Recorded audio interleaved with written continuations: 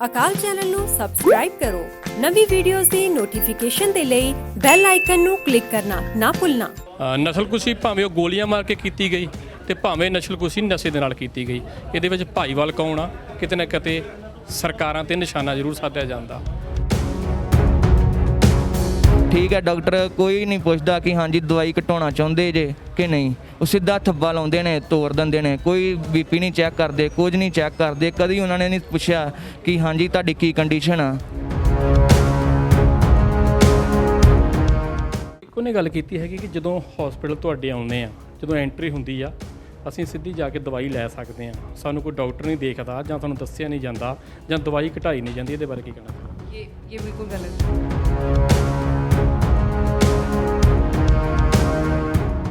Sir ਉਹ 1 ਰੁਪਿਆ ਵੀ ਘੱਟ ਹੁੰਦਾ ਨਾ, ਦਵਾਈ ਨਹੀਂ ਦਿੰਦੇ। 1 ਰੁਪਿਆ ਵੀ ਘੱਟ ਹੁੰਦਾ ਤੇ ਕਹਿੰਦੇ ਨੇ ਕਿ ਨਹੀਂ ਤੁਸੀਂ ਮਰਦੇ ਮਰੋ, ਸਾਨੂੰ ਤੁਹਾਡੇ ਨਾਲ ਕੋਈ ਨਹੀਂ ਹੈ। ਨੇ ਕਿ ਨਸ਼ਾ ਛਡਾਊ ਕੇਂਦਰ ਨੇ, ਨਸ਼ਾ ਛਡਾਊ ਕੇਂਦਰ ਸਰ ਇੱਕ ਆਦਾ ਵਾ ਤੇ ਇੱਕ ਹਿਸਾਬ ਦਾ ਨਸ਼ੇ ਦੀ ਜਗ੍ਹਾ ਨਸ਼ਾ ਦੇ ਰਹੇ ਨੇ। ਪੰਜਾਬ ਬੰਦ ਰਹਿੰਦਾ, ਭਾਰਤ ਬੰਦ ਰਹਿੰਦਾ, ਦੁਨੀਆ ਹੀ ਇੱਕਦਮ ਰੁਕ ਜਾਂਦੀ ਆ, ਪਰ ਨਸ਼ਾ ਨਹੀਂ ਰੁਕਦਾ। ਇਹਦੇ ਵਾਸਤੇ ਜ਼ਿੰਮੇਵਾਰ ਕੌਣ ਆ? ਨਸ਼ਾ ਬੰਦ ਕਰਨ ਦੀ ਕਿਹੜੀ ਗੱਲ ਹੈ? ਸਿਰਫ ਨੀਅਤ ਚਾਹੀਦੀ ਆ ਨਸ਼ਾ ਬੰਦ ਕਰਨਾ ਹੋਵੇ ਤੇ। ਬਾਕੀ ਇਹਨਾਂ ਨੂੰ ਆਪਣੇ ਬੱਚੇ ਵੇਖਦੇ ਕੀ ਗੱਲ, ਪੰਜਾਬ ਦੇ ਬਾਕੀ ਪਰਿਵਾਰਾਂ ਦੇ ਬੱਚੇ ਨਹੀਂ ਵੇਖਦੇ?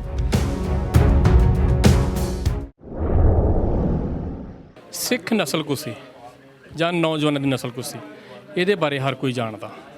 ਜੇ ਆਪਾਂ ਦਹਾਕਿਆਂ ਬੱਧੀ ਪਿੱਛੇ ਚੱਲਦੇ ਹਾਂ ਤੇ ਉਹ ਸਮਾਂ ਸੀ ਜਦੋਂ ਕੋ ਕੇ ਬੱਚਿਆਂ ਨੂੰ ਮਾਰਿਆ ਗਿਆ। ਉਸ ਤੋਂ ਬਾਅਦ ਦੇ ਵਿੱਚ ਇੱਕ ਦਹਾਕਾ ਇੱਦਾਂ ਹੋਇਆ, ਪ੍ਰਸ਼ਾਸਨ ਨੇ ਘਰਾਂ 'ਚੋਂ ਕੱਢ ਕੇ ਨੌਜਵਾਨਾਂ ਦੀ ਨਸਲਕੁਸ਼ੀ ਕੀਤੀ। ਤੇ ਹੁਣ ਜਿਹੜਾ ਦਹਾਕਾ ਚੱਲ ਰਿਹਾ,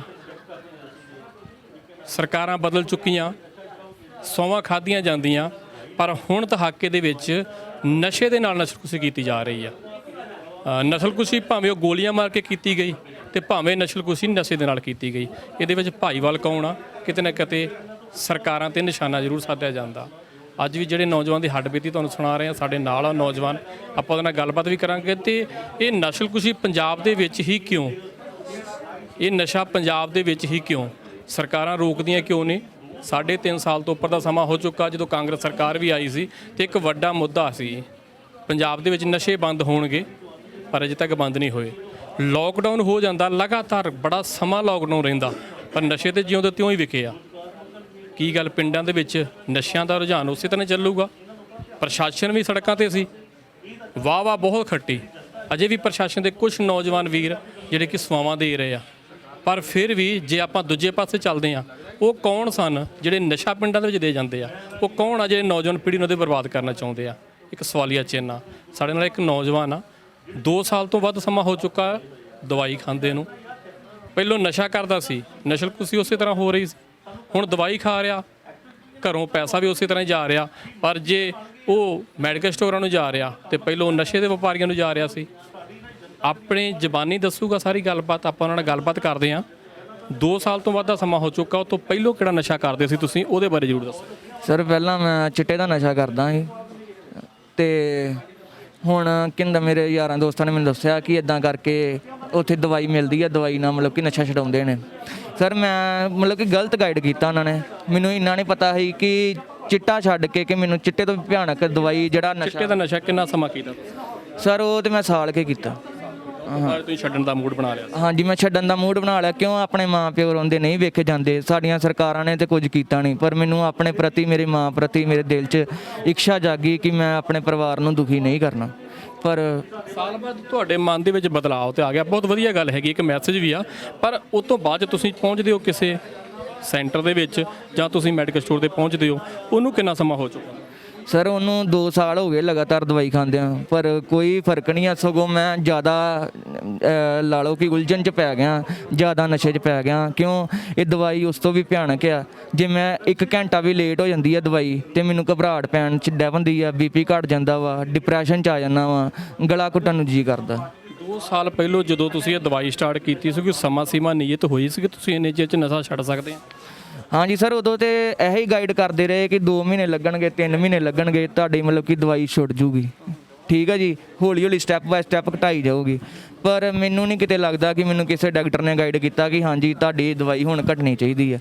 ਜਦੋਂ ਵੀ ਜਾਈਦਾ ਸਰ ਉਹ ਕਹਿੰਦਾ ਵਾ ਇੱਕੋ ਗੱਲ ਕਹਿੰਦੇ ਨੇ, ਪਹਿਲਾਂ ਥੱਲੇ ਕਾਟ ਦੀਦਾ, ਉੱਪਰ ਜਦੋਂ ਡਾਕਟਰ ਕੋਲ ਪਹੁੰਚਦੇ ਆ ਠੀਕ ਹੈ ਡਾਕਟਰ ਕੋਈ ਨਹੀਂ ਪੁੱਛਦਾ ਕਿ ਹਾਂਜੀ ਦਵਾਈ ਘਟਾਉਣਾ ਚਾਹੁੰਦੇ ਜੇ ਕਿ ਨਹੀਂ, ਉਹ ਸਿੱਧਾ ਥੱਬਾ ਲਾਉਂਦੇ ਨੇ, ਤੋੜ ਦਿੰਦੇ ਨੇ, ਕੋਈ ਬੀਪੀ ਨਹੀਂ ਚੈੱਕ ਕਰਦੇ, ਕੁਝ ਨਹੀਂ ਚੈੱਕ ਕਰਦੇ, ਕਦੀ ਉਹਨਾਂ ਨੇ ਨਹੀਂ ਪੁੱਛਿਆ ਕਿ ਹਾਂਜੀ ਤੁਹਾਡੀ ਕੀ ਕੰਡੀਸ਼ਨ ਆ। ਠੀਕ ਹੈ ਫਿਰ ਬਾਅਦ ਦਵਾਈ ਤੁਸੀਂ ਲੈਣ ਕਿੰਨੇ ਦਿਨਾਂ ਬਾਅਦ ਜਾਂਦੇ? ਸਰ ਉਹ ਤੇ ਸਾਡੀ ਇੱਛਾ ਅਨੁਸਾਰ ਸਾਨੂੰ ਦਵਾਈ ਦਿੰਦੇ ਨੇ। ਤੁਸੀਂ ਕਹੋਗੇ 2 ਦਿਨਾਂ ਦੀ 2 ਦਿਨਾਂ ਦੀ ਦੇ ਦੇਣਗੇ, ਕਹੋਗੇ 14 ਦਿਨਾਂ ਦੀ 14 ਦਿਨਾਂ ਦੀ ਦੇ ਦੇਣਗੇ। ਇਹ ਸਾਡੀ ਇੱਛਾ ਅਨੁਸਾਰ ਸਾਨੂੰ ਦਵਾਈ ਦਿੱਤੀ ਜਾਂਦੀ ਹੈ। ਜੇ ਮੰਨ ਲਓ ਇੱਕ ਹਫ਼ਤੇ ਤੁਸੀਂ ਦਵਾਈ ਲੈਣ ਜਾਂਦੇ ਆ, ਰੋਜ਼ਾਨੇ ਦੀਆਂ ਕਿੰਨੀਆਂ ਗੋਲੀਆਂ ਖਾਂਦੇ ਆ? ਰੋਜ਼ਾਨਾ ਦੀਆਂ ਸਰ ਮੈਂ ਤੇ 1 ਖਾਨਾ ਵਾਂ। ਪਹਿਲਾਂ ਮੈਨੂੰ ਉਹ ਦਿੰਦੇ 2 ਨੇ, ਪਹਿਲਾਂ 3 ਸੀ। ਸੈਂਟਰ ਵਾਲੇ 2 ਦਿੰਦੇ ਖਾਣ ਵਾਸਤੇ? ਹਾਂਜੀ ਮੈਨੂੰ 3 ਮਿਲਦੀਆਂ ਸੀ ਪਹਿਲਾਂ, ਮੈਂ 2 ਕੀਤੀਆਂ ਕਿਉਂ ਮੇਰੇ ਕੋਲ ਪੈਸੇ ਦੀ ਵੀ ਥੋੜੀ ਘਰੇ ਪ੍ਰੋਬਲਮ ਆ।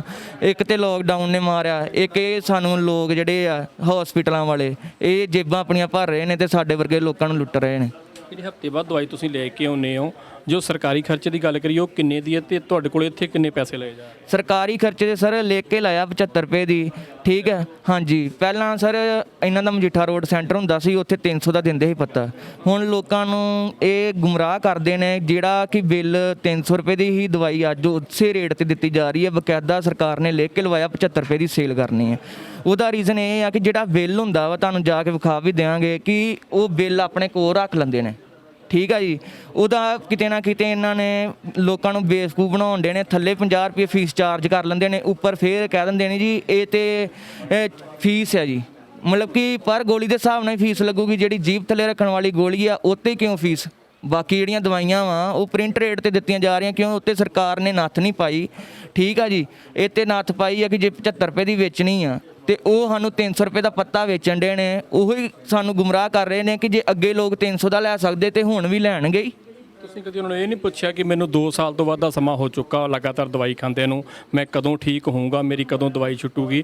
ਤੁਸੀਂ ਆਪਣੇ ਮਾਂ ਦੇ ਅਥਰੂਆਂ ਦੀ ਗੱਲ ਤੇ ਤੁਸੀਂ ਆਪਣੇ ਤੌਰ ਤੇ ਵੇਖਿਆ, ਤੁਸੀਂ ਵਾਪਸ ਆਉਣਾ ਚਾਹੁੰਦੇ ਹੋ, ਉਹਨਾਂ ਨੂੰ ਕੋਈ ਦੱਸਿਆ ਨਹੀਂ ਕਿ ਮੇਰੇ ਕੋਲ ਇੰਨਾ ਪੈਸਾ ਹੈ ਨਹੀਂਗਾ, ਮੇਰਾ ਮਾਂ ਪਿਓ ਇਸ ਤਰ੍ਹਾਂ ਦਾ ਵਾ, ਤੁਸੀਂ ਮੈਨੂੰ ਹੁਣ ਠੀਕ ਕਰੋ? ਸਰ ਉਹ 1 ਰੁਪਿਆ ਵੀ ਘੱਟ ਹੁੰਦਾ ਨਾ, ਦਵਾਈ ਨਹੀਂ ਦਿੰਦੇ।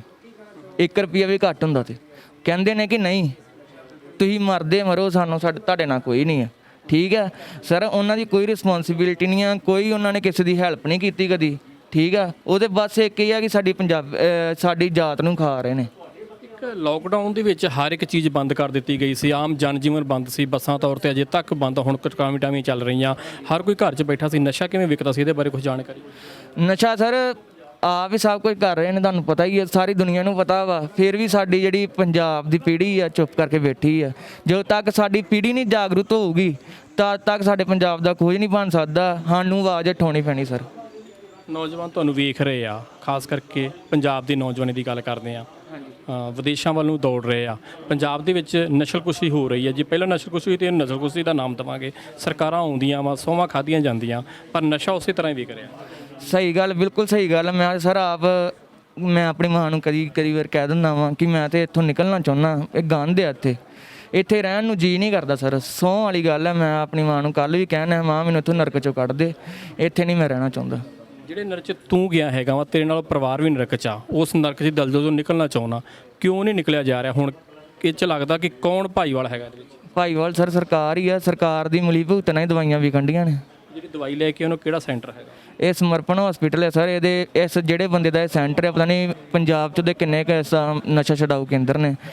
ਨਸ਼ਾ ਛਡਾਊ ਕੇਂਦਰ ਸਰ ਇੱਕ ਆਦਾ ਵਾ ਤੇ ਇੱਕ ਹਿਸਾਬ ਦਾ ਨਸ਼ੇ ਦੀ ਜਗ੍ਹਾ ਨਸ਼ਾ ਦੇ ਰਹੇ ਨੇ। ਮੈਂ ਤੇ ਫਿਰ ਵੀ ਕਈ ਵਿੱਚੋਂ ਸੈਂਟਰ ਹੈ ਵੀ ਨੇ, ਜਿੱਦਾਂ ਮਤਲਬ ਕਿ ਗੌਂਸਾਬਾਦ ਇੱਕ ਸੈਂਟਰ ਹੈਗਾ ਵਾ, ਉੱਥੇ ਦਵਾਈ ਨਹੀਂ ਦਿੱਤੀ ਜਾਂਦੀ, ਬਿਨਾਂ ਦਵਾਈ ਤੋਂ ਨਸ਼ਾ ਛਡਾਇਆ ਜਾਂਦਾ। ਮੈਂ ਉਹਨੂੰ ਸੈਂਟਰ ਮੰਨਦਾ। ਇਹ ਇੱਕ ਸਰਕਾਰ ਨੇ ਆਪਣੀ ਅੱਡਾ ਬਣਾ ਲਿਆ ਵਾ ਇੱਕ ਪੈਸੇ ਵਟਣ ਦਾ। ਉਮਰ ਕਿੰਨੀ ਤੁਹਾਡੀ?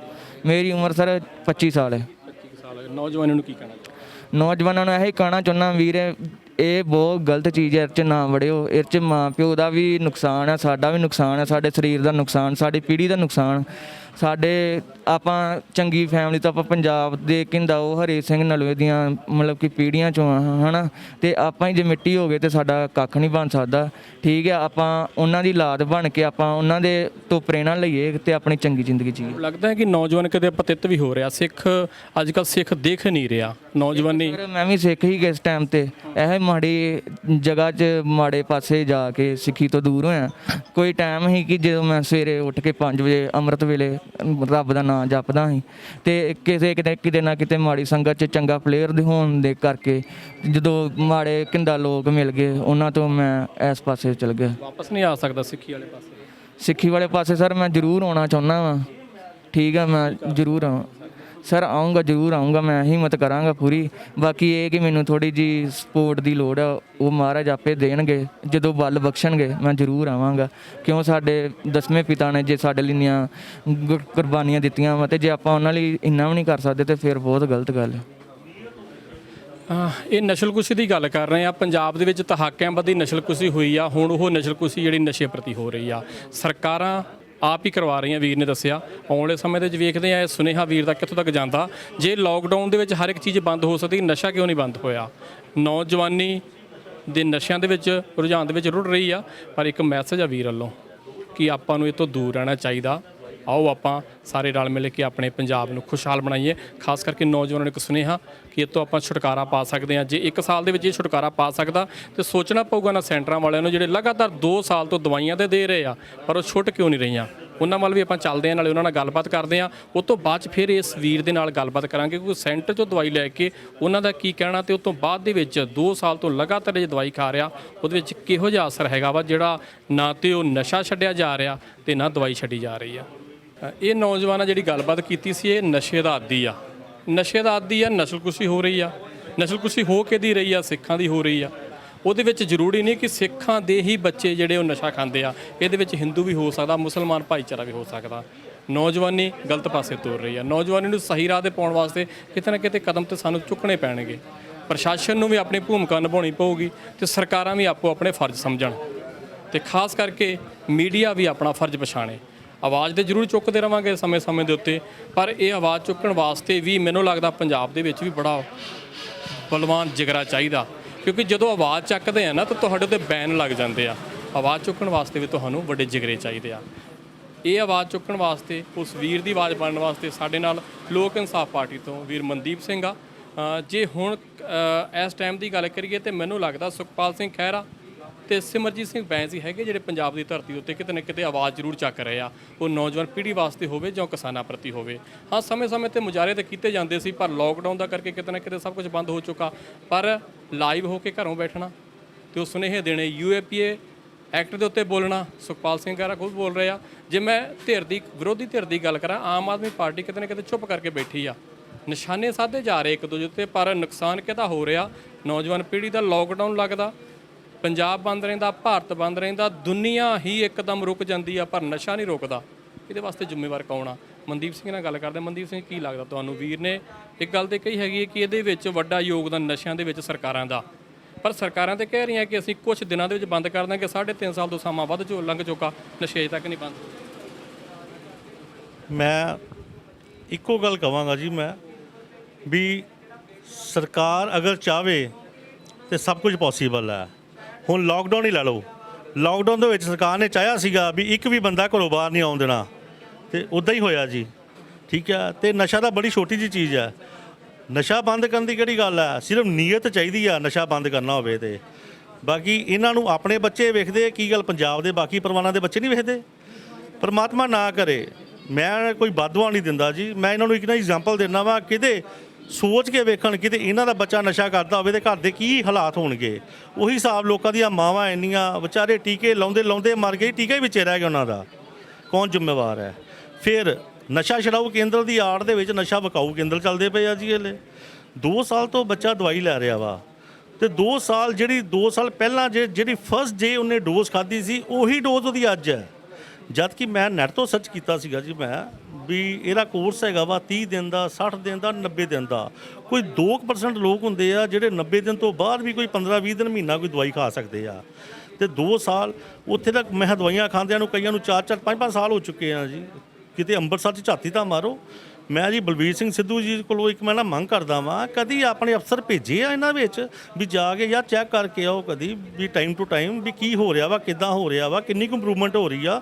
ਸਭ ਸੁੱਤੇ ਆ ਜੀ, ਜਿੱਦਾਂ ਵੀ ਬਾਪ ਦਾ ਰਾਜ ਹੈ, ਕੋਈ ਲੋੜ ਨਹੀਂ ਕਿਤੇ ਜਾਣ ਦੀ। ਲੋਕ ਭੇਡ ਬੱਕਰੀਆਂ ਮਰੀ ਜਾਣ, ਸਾਡੀ ਸਿਹਤ 'ਤੇ ਕੋਈ ਅਸੀਂ ਤਾਂ ਪੰਜਾਬ ਨੂੰ ਨਾ ਹੀ ਲੁੱਟਣਾ ਵਾ। ਅਕਾਲੀ ਰਾਜ ਤੋਂ ਲੈ ਕੇ ਤੇ ਕਾਂਗਰਸ ਰਾਜ 10 ਸਾਲ ਅਕਾਲੀਆਂ ਦਾ ਰਾਜ ਦਾ ਤੇ 4 ਸਾਲ ਦੇ ਲਾਗੇ ਛਾਗੇ ਇਹਨਾਂ ਦੇ ਵੀ ਹੋਣ ਵਾਲੇ ਆ ਜੀ। 14 ਸਾਲਾਂ ਦੇ ਵਿੱਚ ਕੁਛ ਚੇਂਜ ਨਹੀਂ ਹੋਇਆ, ਸਿਰਫ ਕੁਰਸੀਆਂ ਦੇ ਬਦਲੇ ਚਿਹਰੇ ਬਦਲੇ ਆ ਜੀ, ਬਸ ਹੋਰ ਕੁਛ ਨਹੀਂ ਬਦਲਿਆ। ਮਨਦੀਪ ਸਿੰਘ ਜੀ, ਤੁਸੀਂ ਗੱਲ ਕੀਤੀ ਆਵਾਜ਼ ਚੁੱਕਣ ਦੀ। ਆਵਾਜ਼ ਤੇ ਸਮੇਂ-ਸਮੇਂ ਤੇ ਚੁੱਕੀ ਜਾਂਦੀ ਆ, ਜਾਂ ਮੀਡੀਆ ਬੈਨ ਕਰ ਦਿੱਤਾ ਜਿਹੜਾ ਆਵਾਜ਼ ਚੁੱਕਦਾ ਵਾ, ਤੇ ਜਾਂ ਜਿੰਦੂ ਵਰਗੇ ਮੈਡੀਕਲ ਸਟੋਰ ਤੇ ਦਵਾਈਆਂ ਬੰਦ ਕਰ ਦਿੱਤੀਆਂ ਜਾਂਦੀਆਂ, ਫਿਰ ਆਵਾਜ਼ ਚੁੱਕੂ ਕੌਣ? ਸਰਦਾਰ ਜੀ, ਗਦਰ ਪਾਰਟੀ ਸਿਰਫ 18 ਕੁ ਬੰਦੇ ਸੀਗੇ ਜੀ ਜਿਨ੍ਹਾਂ ਨੇ ਹਿੰਦੁਸਤਾਨ ਦੀ ਆਵਾਜ਼ ਚੁੱਕੀ ਸੀਗੀ। ਆਵਾਜ਼ ਚੁੱਕਾਂਗੇ, ਕਿਸੇ ਨੇ ਤਾਂ ਕ੍ਰਾਂਤੀ ਦੀ ਆਵਾਜ਼ ਚੁੱਕੀ ਸੀ ਨਾ, ਆਜ਼ਾਦੀ ਦੀ ਆਵਾਜ਼ ਚੁੱਕੀ ਸੀ ਨਾ, ਆਖਰਕਾਰ ਦੇਸ਼ ਵੀ ਆਜ਼ਾਦ ਹੋ ਗਿਆ। ਲੋੜ ਦਾ ਆਵਾਜ਼ ਚੁੱਕਣ ਦੀ ਆ, ਆਵਾਜ਼ ਚੁੱਕਾਂਗੇ। ਇੱਕ ਦਿਨ ਇੱਦਾਂ ਦਾ ਵੀ ਆਊਗਾ ਜਿਸ ਦਿਨ ਸਾਡਾ ਵੀ ਪੰਜਾਬ ਬੜਾ ਖੁਸ਼ਹਾਲ ਹੋਏਗਾ, ਭਾਵੇਂ ਉਹਦੇ ਵਾਸਤੇ ਸਾਨੂੰ ਜਿੰਨੇ ਮਰਜ਼ੀ ਪਰਚੇ ਕਰਨੇ ਪੈਣ, ਨੋ ਪ੍ਰੋਬਲਮ, ਪਰ ਅਸੀਂ ਆਪਣੇ ਬੱਚਿਆਂ ਨੂੰ ਬਚਾਉਣ ਦੀ ਸੋਚ ਲੈ ਕੇ ਆਏ ਜੀ। ਸਾਡੇ ਪਾਰਟੀ ਪ੍ਰਧਾਨ ਸਰਦਾਰ ਸਿਮਰਜੀਤ ਸਿੰਘ ਜੀ ਬੈਂਸ ਤੇ ਸਾਡੇ ਮਾਝੇ ਦੇ ਇੰਚਾਰਜ ਸਰਦਾਰ ਅਮਰੀਕ ਸਿੰਘ ਜੀ ਵਰਪਾਲ, ਜਿਹੜਾ ਇਹਨਾਂ ਨੇ ਜਵਾਨੀ ਨੂੰ ਬਚਾਉਣ ਦਾ ਟੀਚਾ ਲਿਆ ਹੋਇਆ ਵਾ, ਆਪਾਂ ਉਹਨੂੰ ਪੂਰੀ ਸਪੋਰਟ ਕਰਦੇ ਹਾਂ, ਮੋਢਾ ਲਗਾ ਕੇ। ਉਹਦੇ ਵਾਸਤੇ ਸਾਨੂੰ ਕੋਈ ਵੀ ਕੀਮਤ ਚੁਕਾਉਣੀ ਪਵੇ, ਅਸੀਂ ਤਿਆਰ ਹਾਂ ਜੀ। ਜਿਹੜੇ ਸੈਂਟਰ ਦੀ ਅੱਜ ਵੀਰ ਨੇ ਗੱਲ ਕੀਤੀ, ਆਪਾਂ ਨਾਮ ਤਾਂ ਨਹੀਂ ਦੱਸ ਸਕਦੇ ਚਲੋ, ਪਰ ਉਸ ਵੀਰ ਨੇ ਉਹਦੇ ਉੱਤੇ ਇੱਕ ਇਲਜ਼ਾਮ ਵੀ ਲਗਾਇਆ ਕਿ 2 ਸਾਲ ਤੋਂ ਲਗਾਤਾਰ ਮੈਨੂੰ ਦਵਾਈਆਂ ਦਿੱਤੀਆਂ ਜਾ ਰਹੀਆਂ, ਪਰ ਉਹਦੇ ਨਾਲ ਕੋਈ ਫਰਕ ਨਹੀਂ ਪਿਆ। ਜੇ ਮੈਂ ਦਵਾਈ ਨਹੀਂ ਖਾਂਦਾ ਮੈਨੂੰ ਪ੍ਰੋਬਲਮ ਜ਼ਰੂਰ ਆਉਂਦੀ ਹੈ। ਬਿਲਕੁਲ ਜੀ, ਦੁੱਖ ਇਸ ਗੱਲ ਦਾ ਹੈਗਾ ਵਾ ਵੀ ਕਿਉਂਕਿ 3 ਮਹੀਨੇ 4 ਮਹੀਨੇ ਵੱਧ ਤੋਂ 4 ਮਹੀਨੇ ਲਓ, 5 ਮਹੀਨੇ ਲਓ ਯਾਰ, ਹੌਲੀ ਹੌਲੀ ਬੱਚੇ ਦੀ ਡੋਜ਼ ਘਟਾਓ। ਉਹਦੀ ਨਹੀਂ ਘਟਾਉਣ ਦਾ, ਉਹਨੂੰ ਥੋੜ੍ਹੀ ਜਿਹੀ ਉਹਨੂੰ ਨਾ ਕਾਉਂਸਲਿੰਗ ਦੀ ਲੋੜ ਹੈਗੀ ਆ। ਉਹਨਾਂ ਨਾਲ ਗੱਲ ਕਰੋ ਵੀ ਸਭ ਕੁਝ ਪੋਸੀਬਲ ਹੈਗਾ ਕਿ ਨਹੀਂ ਪੋਸੀਬਲ। ਬਾਹਰ ਨਹੀਂ ਨਸ਼ੇ ਛੋੜਦੇ ਕਿ ਇੱਥੇ ਨਹੀਂ ਛੋੜਦੇ, ਪਰ ਛਡਾਉਣ ਦੀ ਨੀਅਤ ਹੋਣੀ ਚਾਹੀਦੀ ਆ ਜੀ। ਅਗਰ ਸਾਡੇ ਬੱਚੇ ਨਸ਼ੇ ਛੱਡ ਦੇਣਗੇ ਤੇ ਯਾਰ ਨੌਕਰੀਆਂ ਮੰਗਣ ਲੱਗ ਪਣਗੇ। ਅਗਰ ਉਹਨਾਂ ਹੀ ਨੌਕਰੀਆਂ ਮੰਗਣਗੇ ਤੇ ਫਿਰ ਇਹਨਾਂ ਨੂੰ ਨਾ ਹੀ ਕੰਮ ਕਰਨਾ ਪਏਗਾ, ਤੇ ਕੰਮ ਨਾ ਕਰਨ ਦੀ ਨੀਅਤ ਦੇ ਵਿੱਚ ਜਾਂਦੇ ਲੱਗੇ ਰਹਿਣ ਤੋਂ ਬਾਅਦ ਸਾਨੂੰ ਕੀ ਲਾਣਾ ਦੇਣਾ। ਅਸੀਂ ਤਾਂ ਵੋਟਾਂ ਲੈ ਹੀ ਲਈਆਂ ਨੇ, ਕਿਉਂਕਿ ਗਾਂ ਵੀ ਜਿਹੜੀ ਸਰਕਾਰ ਹੋਊਗੀ ਭਾਈ ਵਾਲੀ ਤਾਂ ਆਪਣੀ ਹੋ ਹੀ ਜਾਣੀ ਉਹਨਾਂ ਨਾਲ ਜੀ। ਉਹਨਾਂ ਦੀ ਆਹ ਸੋਚ ਹੈ ਜੀ।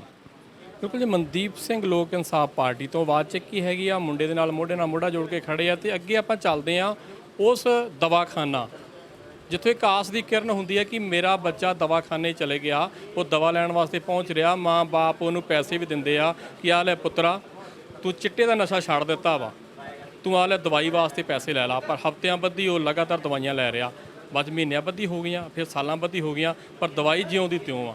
ਦਵਾਈ ਕਿਉਂ ਨਹੀਂ ਬੰਦ ਹੋ ਰਹੀ? ਆਓ ਆਪਾਂ ਚੱਲਦੇ ਹਾਂ ਉਸ ਦਵਾਖਾਨੇ ਵਾਲੇ ਪਾਸੇ ਜਿਹਨੂੰ ਕਿਹਾ ਜਾਂਦਾ ਕਿ ਉੱਥੋਂ ਨਸ਼ਾ ਛਡਾਊ ਕੇਂਦਰ ਤੋਂ ਨਸ਼ਾ ਛੱਡ ਦਿੱਤਾ ਜਾਂਦਾ। ਆਪਾਂ ਉਹਨਾਂ ਨਾਲ ਵੀ ਗੱਲਬਾਤ ਕਰਦੇ ਹਾਂ ਕਿ ਕੀ ਕਾਰਨ ਆ 2 ਸਾਲ ਤੋਂ ਬਾਅਦ ਇਹ ਨੌਜਵਾਨ ਨਸ਼ਾ ਕਿਉਂ ਨਹੀਂ ਛੱਡ ਰਿਹਾ।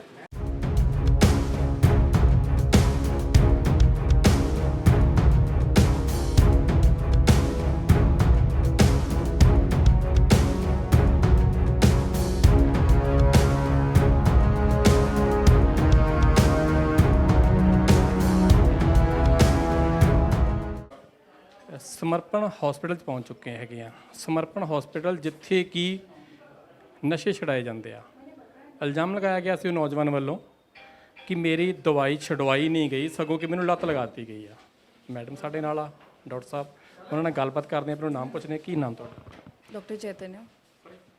ਡਾਕਟਰ ਸਾਹਿਬ, ਇੱਕ ਇਲਜ਼ਾਮ ਲੱਗਾ ਤੁਹਾਡੇ ਉੱਤੇ, ਇੱਕ ਨੌਜਵਾਨ ਕਹਿੰਦਾ ਕਿ ਮੈਨੂੰ ਦਵਾਈ ਦਿੱਤੀ ਜਾ ਰਹੀ ਆ, ਪਰ 2 ਸਾਲ ਤੋਂ ਲਗਾਤਾਰ ਮੈਂ ਦਵਾਈ ਖਾ ਰਿਹਾ, ਮੈਨੂੰ ਕੋਈ ਅਸਰ ਨਹੀਂ ਹੋ ਰਿਹਾ, ਜਦੋਂ ਮੈਂ ਛੱਡਦਾ ਮੈਨੂੰ ਹੋਰ ਪ੍ਰੋਬਲਮ ਜ਼ਿਆਦਾ ਆ ਰਹੀ।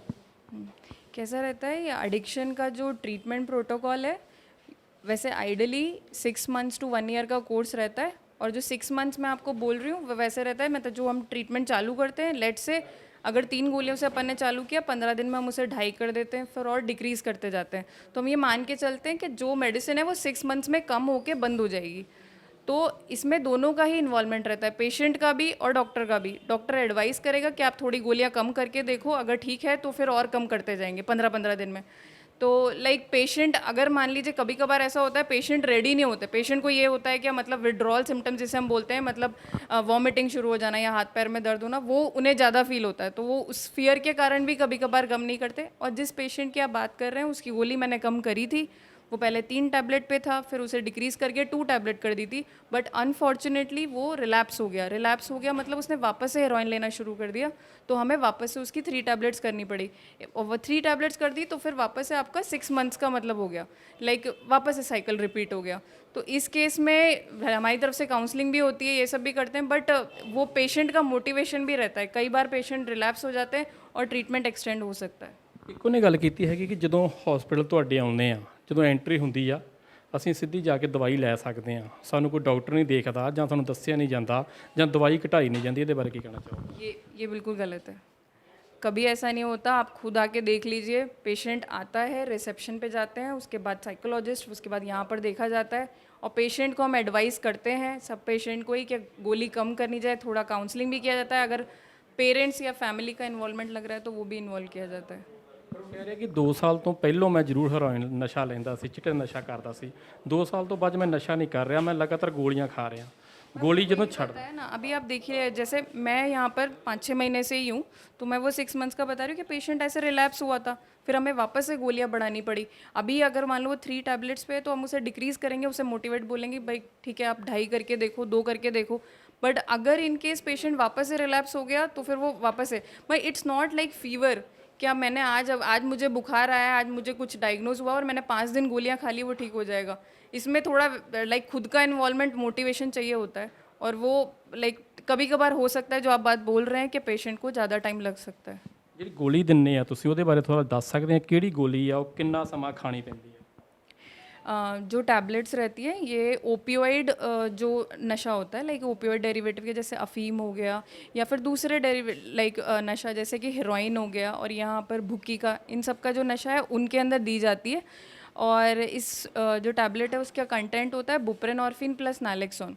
तो मतलब ये एक रिप्लेसमेंट थेरेपी प्लस होती है और एंटी क्रेविंग एजेंट, मतलब उसमें दोनों होते हैं। रिप्लेसमेंट का मतलब मान लीजिए अगर कोई पेशेंट है जो कि किसी भी तरह का नशा कर रहा था, मतलब जो 3 मैंने अब आपको बताया चिट्टा अफीम, तो उसके लिए हम उसके जैसा ही एक मॉलिक्यूल दिया जाता है। मतलब ये जो भी नशा है सब में यही एप्लीकेबल होता है, मतलब यही एक तरह से प्रोटोकॉल रहता है कि हम उसको वही तरह का थोड़ा सा विड्रॉल सिम्टम्स ना आए तो उसको लेस एडिक्टिव चीज़ पे मतलब दिया जाता है। तो लाइक उसको हम टाइट्रेट कर सकते हैं। टाइट्रेट कर सकते हैं मतलब अभी गोली हमारे हाथ में है, हम उसे कम कर सकते हैं, बट अभी नशा हम उसे देंगे वो अपन हाथ में नहीं है। और ये भी है कि वो थोड़ा ज़्यादा किक देता है, ये किक नहीं देता है।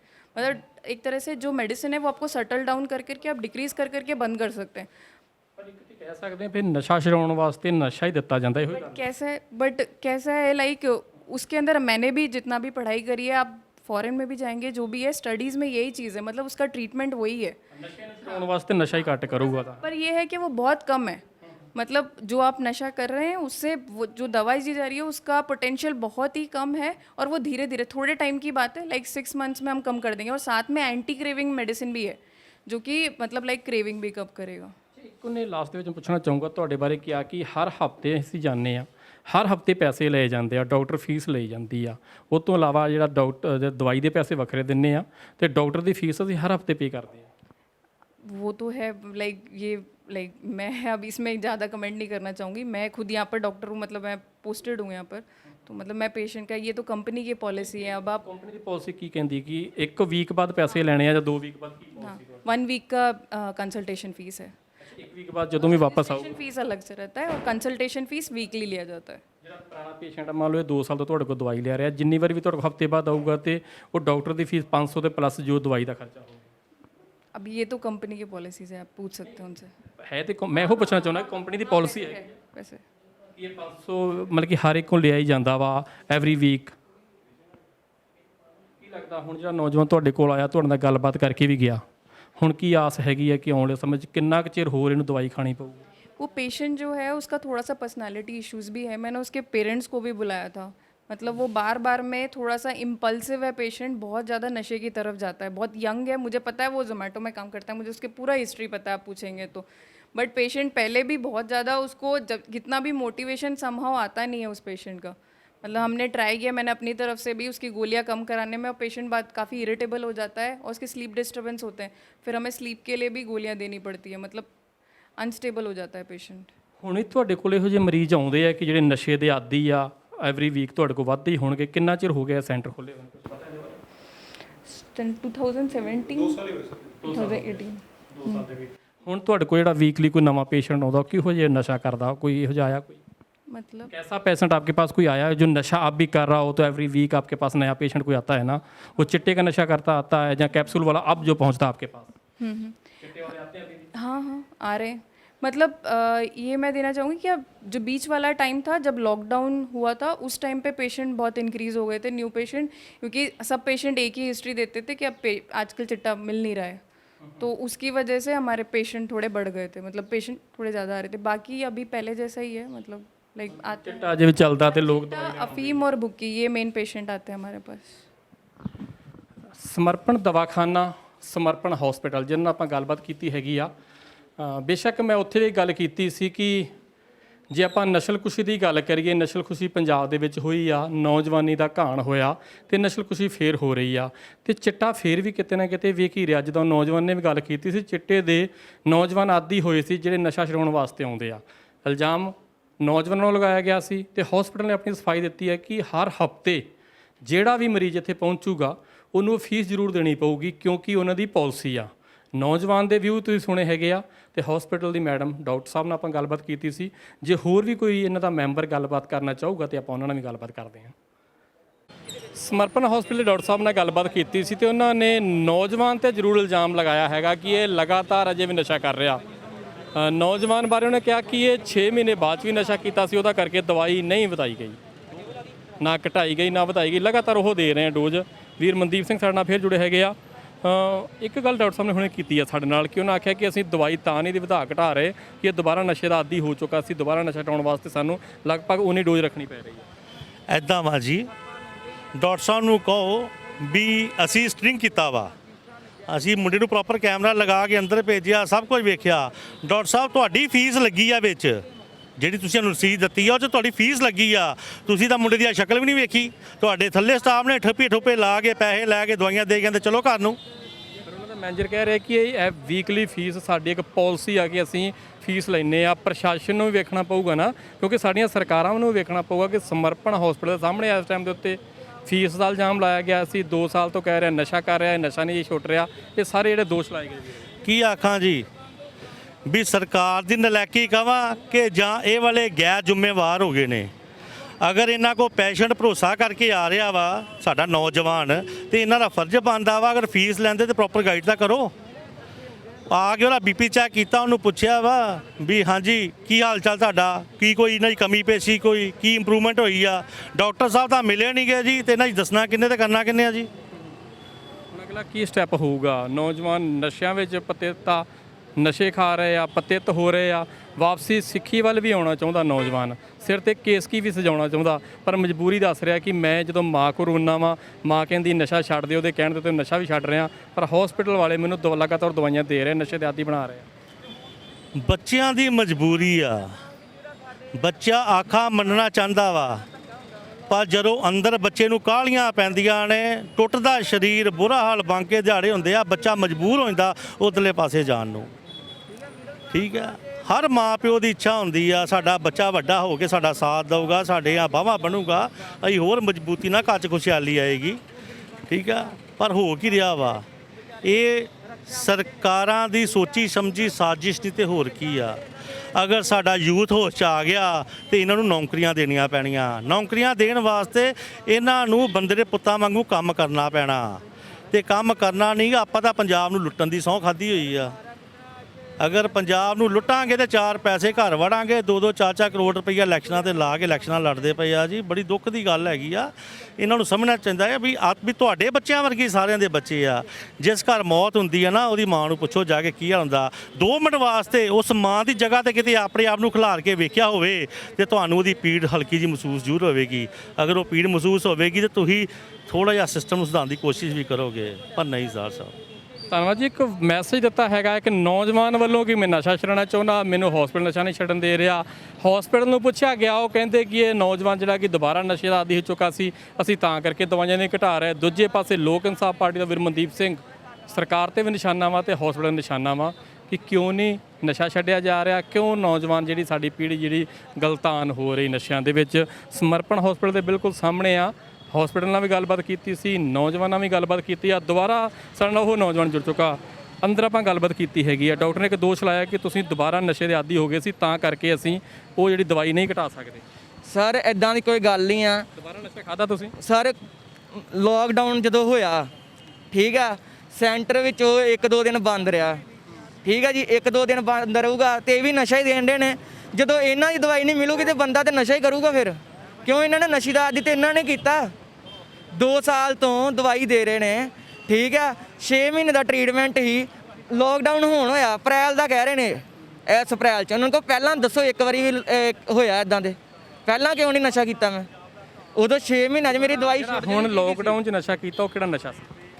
ਸਰ ਨਸ਼ਾ ਕੀਤਾ ਨਹੀਂ, ਲਾ ਲਓ ਕਿ ਫੀਮ ਖਾਧੀ, ਜਾਂ ਜਿਹੜੀਆਂ ਬਾਹਰ ਗੋਲੀਆਂ ਜੀਭ ਥੱਲੇ ਰੱਖਣ ਵਾਲੀਆਂ ਵੇਚਦੇ ਨੇ ਲੋਕੀ, ਬਾਹਰੋਂ ਮਿਲ ਗਈ ਸੇਮ ਦਵਾਈ। ਦਵਾਈ ਕਹਿ ਸਕਦੇ ਨੇ। ਦਵਾਈ ਤੇ ਇਹ ਨਸ਼ਾ ਕਹਿੰਦੇ ਨਾ, ਕਿਉਂ? ਜਿਹੜੇ ਇਹਨਾਂ ਕੋ ਗਈ ਆ ਉਹ ਦਵਾਈ ਆ, ਜਿਹੜੀ ਬਾਹਰੋਂ ਲੈ ਲਈ ਉਹ ਦਵਾਈ ਨਹੀਂ, ਉਹ ਨਸ਼ਾ।